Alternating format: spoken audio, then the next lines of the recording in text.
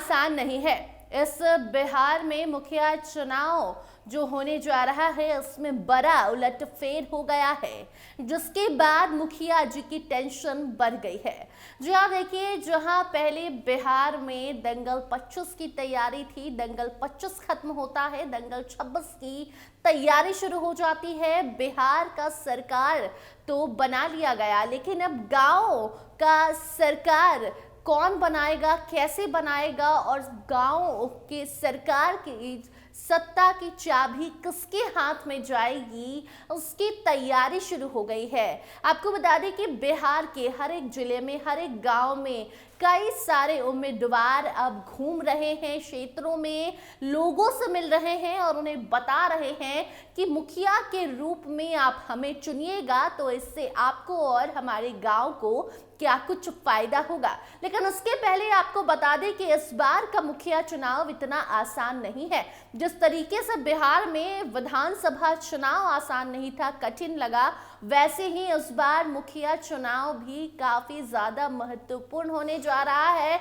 और इस अहम चुनाव के लिए कई सारे नए नए नियम भी लाए जा रहे हैं, जो उन लोगों का जानना बेहद जरूरी हो जाता है जो मुखिया चुनाव की तैयारी कर रहे हैं। तो आपको इस खबर में हम बताएंगे कि क्या कुछ बदलाव होने जा रहे हैं। सबसे पहले तो इस बार मुखिया चुनाव जो होने जा रहा है वो इस तर्ज पे होगा, जो लोग हैं, जो जनता है, गांव गांव के जो लोग हैं, वो इस बार समझदारी से अपना मुखिया चुनने जा रहे हैं। जी हाँ, गांव गांव के रिपोर्टर्स जो हैं हमारे अलग अलग शहर में, अलग अलग जिले में, वो बता रहे हैं कि गांव के जो लोग हैं वो अब समझ चुके हैं कि कैसे, किस बेसिस पे उन्हें अपना मुखिया चुनना है। तो सबसे पहले तो अगर आप मुखिया चुनाव लड़ना चाहते हैं तो आप कोई नए नवेले नहीं होने चाहिए, क्योंकि गांव के लोगों का कहना है कि हमें कोई नया व्यक्ति नहीं बल्कि वो व्यक्ति चाहिए जो हमारे बीच रहता हो, सिर्फ चुनाव के वक्त नहीं बल्कि कई सालों से जो हमारे बीच है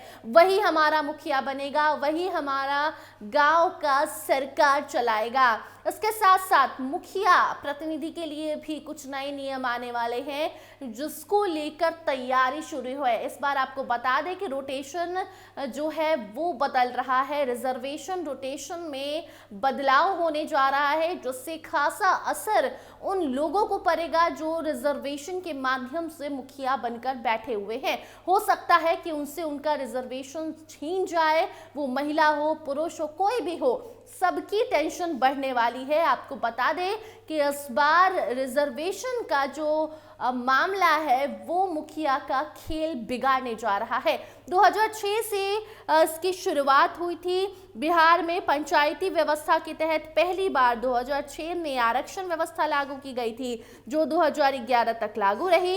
इसके बाद 2016 और 2021 के चुनाव भी उसी आरक्षण चक्र के तहत हुए, लेकिन अब जो 2026 में पंचायत चुनाव होने जा रहा है इसमें ये चक्र बदल जाएगा, यानी कि आरक्षण का जो रोटेशन है, रिजर्वेशन रोटेशन बदल जाएगा। मतलब ये है कि जो सीटें अब तक SC, ST, EBC या महिला श्रेणी में आरक्षित थी उनमें बड़े बदलाव देखने को मिलेंगे। राजनीतिक भाषा में इसे पूरी तरह ग्राउंड रिसेट कहा जा रहा है, जिसका असर उन लोगों पर पड़ेगा जो आरक्षण के माध्यम से, जहां जितनी आबादी उस अकॉर्डिंग वहां पर आरक्षण दी गई, रिजर्वेशन दिया गया और वो मुखिया बनकर बैठ गए। तो वैसे लोग इस बार मुखिया नहीं भी बन सकते हैं, इसीलिए मुखिया उम्मीदवारों की टेंशन बढ़ी हुई है। साथ साथ जो नए चेहरे हैं जो इन 5 सालों में खूब काम किए हैं बिना मुखिया बने, उनके लिए गुड न्यूज भी है कि उनको मुखिया बनने का मौका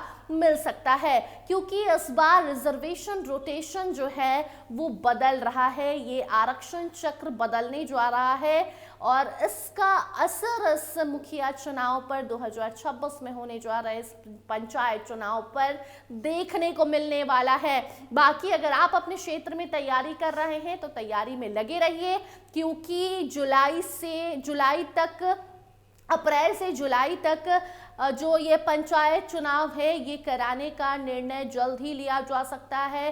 डेट सामने आ जाएगी, लेकिन डेट का इंतजार मत कीजिए, उसके पहले अपनी तैयारी पूरी रखिए। बाकी इससे जुड़ी कोई नई अपडेट आती है तो उसे आप तक जरूर पहुंचाएंगे। देखते रहिए स्टार टीवी बिहार। धन्यवाद।